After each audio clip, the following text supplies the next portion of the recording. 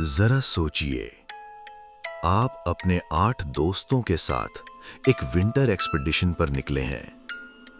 रात होती है, सब एक ही टेंट के अंदर सो जाते हैं। लेकिन कुछ ही घंटों बाद आप अपने ही टेंट को अंदर से काटकर बाहर भागते हैं। बाहर टेम्परेचर लगभग -30 डिग्री सेल्सियस था और कुछ दिनों बाद सभी की लाशें अलग अलग जगहों पर मिलती हैं। हैरान करने वाली बात, आज भी कोई नहीं जानता कि उस रात आखिर हुआ क्या था। ये है डायटलॉव पास इंसिडेंट। साल था 1959। उस समय पूरी दुनिया कोल्ड वॉर के दौर से गुजर रही थी। इसी दौरान सोवियत यूनियन के यूरल पॉलिटेक्निक इंस्टीट्यूट के कुछ स्टूडेंट्स ने एक विंटर एक्सपीडिशन की तैयारी की। यह कोई नॉर्मल ट्रिप नहीं थी। इस एक्सपीडिशन का डिफिकल्टी लेवल काफी ज्यादा था और इसे सिर्फ एक्सपीरियंस्ड हाइकर्स ही पूरा कर सकते थे।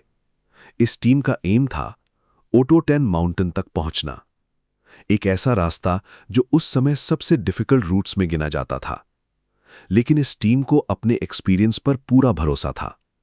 उन्हें लग रहा था कि ये एक्सपीडिशन भी उनकी बाकी एक्सपीडिशंस की तरह सफल रहेगी। उन्हें बिल्कुल भी अंदाजा नहीं था कि कुछ ही दिनों बाद उनका नाम इतिहास की सबसे रहस्यमयी घटनाओं में शामिल होने वाला है। इस एक्सपीडिशन के लीडर थे ईगोर दियातलोव। सिर्फ 23 साल की उम्र, लेकिन माउंटेन एक्सपीडिशंस का अच्छा खासा एक्सपीरियंस।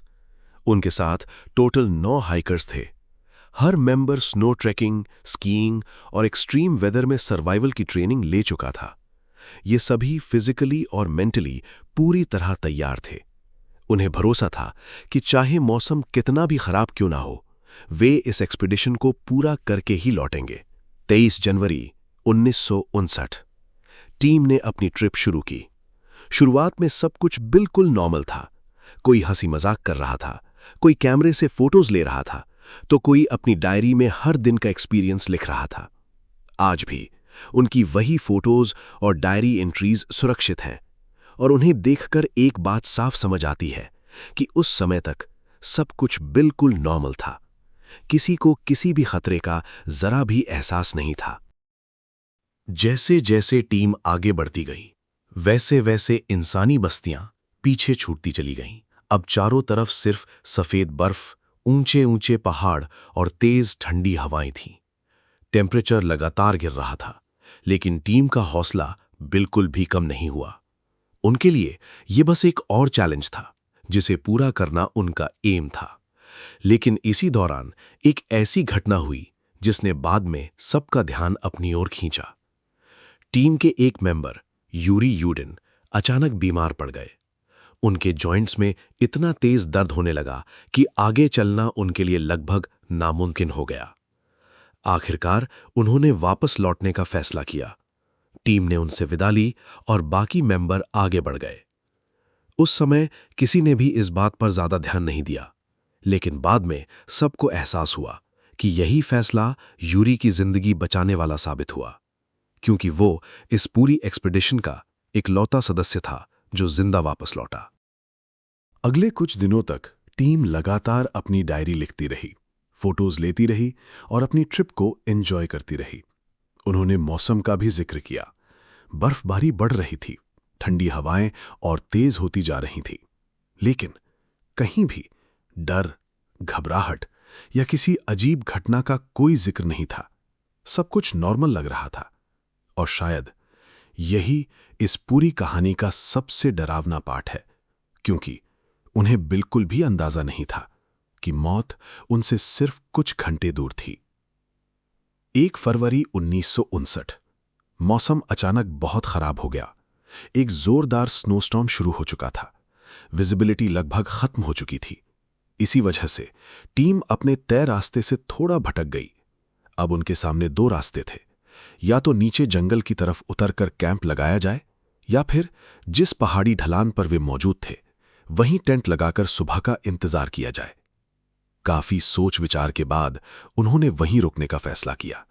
शायद उन्हें लगा होगा कि सुबह मौसम साफ होते ही वे फिर अपनी यात्रा शुरू कर देंगे। लेकिन उन्हें नहीं पता था कि यही फैसला उनकी जिंदगी का आखिरी फैसला बनने वाला था। उस रात सभी ने खाना खाया, अपनी डायरी में आखिरी बातें लिखीं और टेंट के अंदर सो गए। सब कुछ नॉर्मल था, लेकिन कुछ ही घंटों बाद ऐसा कुछ हुआ जिसने इस केस को दुनिया की सबसे बड़ी अनसॉल्व्ड मिस्ट्रीज में शामिल कर दिया।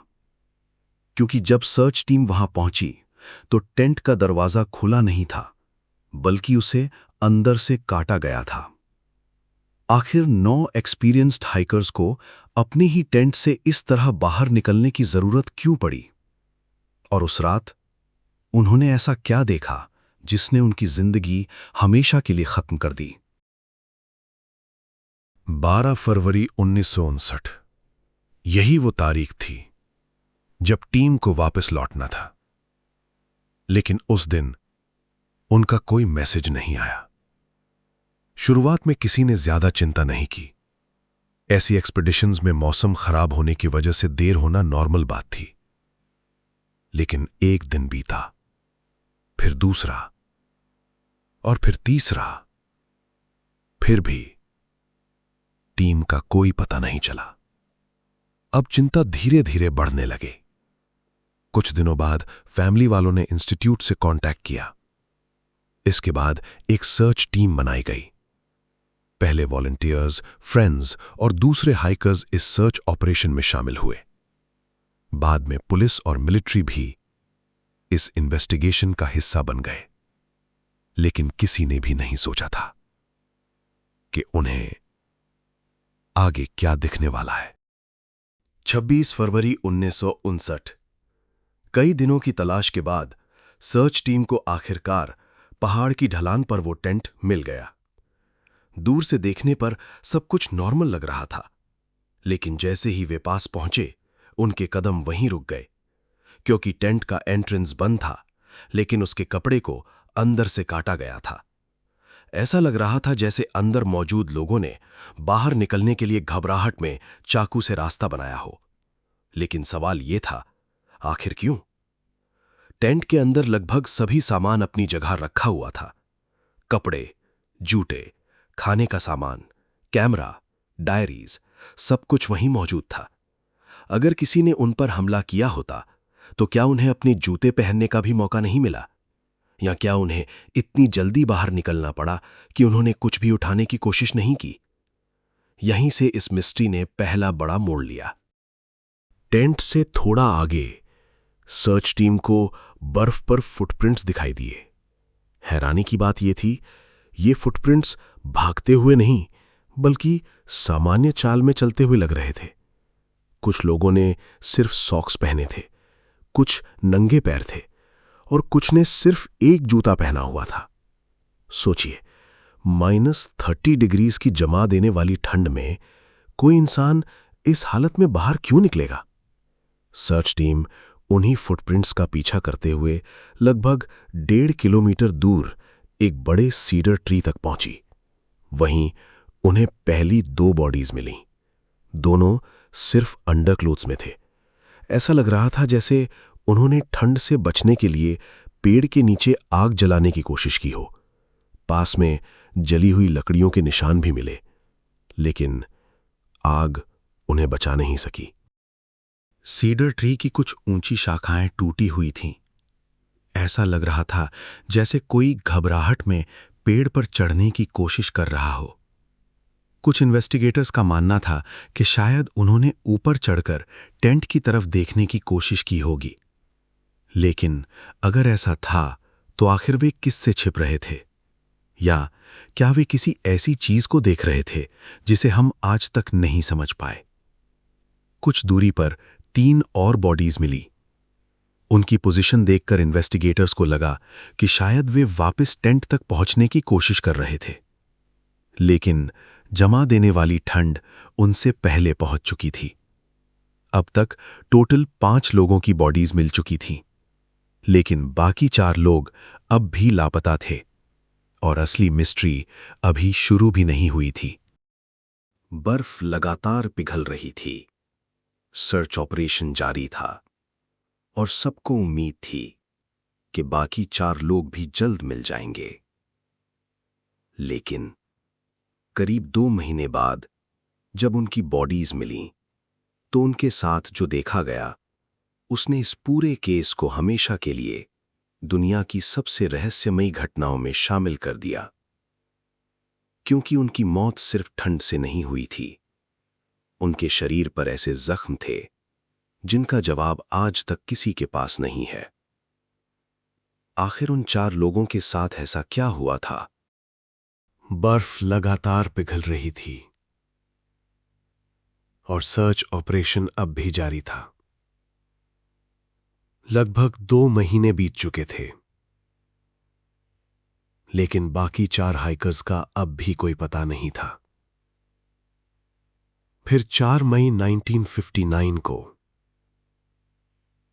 सर्च टीम को एक बर्फ से ढकी हुई गहरी खाई दिखाई दी। जब वहां खुदाई शुरू हुई तो नीचे एक एक करके बाकी 4 की बॉडीज मिल गईं। लेकिन उनकी हालत देखकर हर कोई हैरान रह गया। इन 4 के शरीर पर एक्सटर्नल इंजरीज बहुत कम दिखाई दे रही थीं। लेकिन पोस्टमार्टम रिपोर्ट ने कुछ ऐसा बताया जिसने पूरे इन्वेस्टिगेशन को नई दिशा दे दी। कुछ लोगों की रिब्स कई जगह से टूटी हुई थीं। एक व्यक्ति में स्कल में गंभीर चोट थी और एक महिला, ल्यूदमिला डुइनीना, उनकी टंग नहीं मिली थी। लेकिन अजीब बात यह थी, इनमें से ज्यादातर इंजरीज के साथ बाहर कोई डीप वुंड्स नहीं था। ऐसा लग रहा था जैसे बॉडी के अंदर बहुत जोर का दबाव पड़ा हो, लेकिन बाहर ज्यादा निशान न बने हों। इन्वेस्टिगेटर्स ने यह भी देखा कि कुछ हाइकर्स ने अपने साथियों के कपड़े पहन रखे थे। पहली नजर में यह बात अजीब लग सकती है, लेकिन बाद में एक्सपर्ट्स ने माना कि शायद जिंदा बचे लोगों ने ठंड से बचने के लिए अपने साथियों के कपड़े पहन लिए होंगे। ये बात सर्वाइवल सिचुएशन में काफी हद तक समझी जा सकती थी। लेकिन बाकी सवाल अब भी वहीं थे। इन्वेस्टिगेशन आगे बढ़ी तो एक और बात सामने आई। कुछ कपड़ों पर रेडियो एक्टिव पार्टिकल्स पाए गए। बस यहीं से नई नई थियरीज शुरू हो गईं। क्या ये कोई मिलिट्री एक्सपेरिमेंट था? क्या वहां सीक्रेट वेपन्स की टेस्टिंग हो रही थी? या फिर इसका रेडियो एक्टिविटी से कोई लेना देना ही नहीं था? आज तक इसका कोई पक्का जवाब नहीं मिल पाया। सोवियत अथॉरिटीज ने कई लोगों से पूछताछ की, रिपोर्ट्स तैयार हुईं, एविडेंस कलेक्ट किए गए। लेकिन जितनी इन्वेस्टिगेशन आगे बढ़ती गई, उतने ही नए सवाल सामने आने लगे। आखिर अगर किसी ने हमला किया था, तो फुटप्रिंट्स सिर्फ उन्हीं 9 लोगों के क्यों मिले? अगर एवलांच आई थी, तो टेंट पूरी तरह दबा क्यों नहीं? और अगर कोई बाहरी खतरा था, तो उसका कोई एविडेंस क्यों नहीं मिला?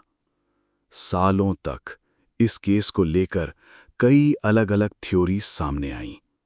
कुछ लोगों ने कहा यह एवलांच थी, कुछ ने कहा मिलिट्री टेस्टिंग हुई थी, किसी ने इंफ्रासाउंड थ्योरी दी, तो किसी ने इसे पैरानॉर्मल इंसिडेंट तक बता दिया।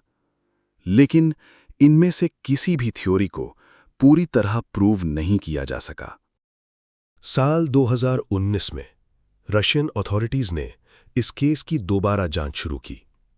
कई पुराने रिकॉर्ड्स दोबारा देखे गए, मॉडर्न टेक्नोलॉजी का इस्तेमाल किया गया और आखिर में ऑफिशियल कंक्लूजन दिया गया कि मोस्ट पॉसिबल रीजन एवलांच थी। यानी बर्फ का भारी हिस्सा टेंट के आसपास खिसक गया होगा, जिसकी वजह से टीम को तुरंत बाहर निकलना पड़ा। लेकिन इस कंक्लूजन के बाद भी कई सवाल आज भी अनसुलझे हैं। अगर एवलांच इतनी बड़ी थी, तो टेंट पूरी तरह क्यों नहीं दबा? लोग लगभग 1.5 किलोमीटर दूर तक कैसे चले गए? कुछ इंजरीज इतनी सिवियर कैसे थीं? और रेडियो एक्टिविटी आखिर आई कहां से? शायद इन्हीं सवालों की वजह से डियाटलॉव पास इंसिडेंट आज भी दुनिया की सबसे रहस्यमयी अनसॉल्व्ड मिस्ट्रीज में गिना जाता है। उस रात असल में क्या हुआ था, ये शायद सिर्फ वही 9 लोग जानते थे, लेकिन वो कभी लौटकर अपनी कहानी सुना नहीं पाए। आज करीब 6.5 दशक बीत चुके हैं। इन्वेस्टिगेशन हुई, रिपोर्ट्स लिखी गईं, थ्योरीज आईं, ऑफिशियल कंक्लूजन भी सामने आया, लेकिन एक सवाल आज भी वैसा ही है। आखिर उस रात डियाटलॉव पास पर हुआ क्या था? लेकिन इस सवाल का जवाब शायद हम कभी नहीं जान पाएंगे। दोस्तों, अगर ये कहानी आपको पसंद आई हो तो अगले सच के लिए चैनल को सब्सक्राइब जरूर करें, क्योंकि अगला सच आपका इंतजार कर रहा है।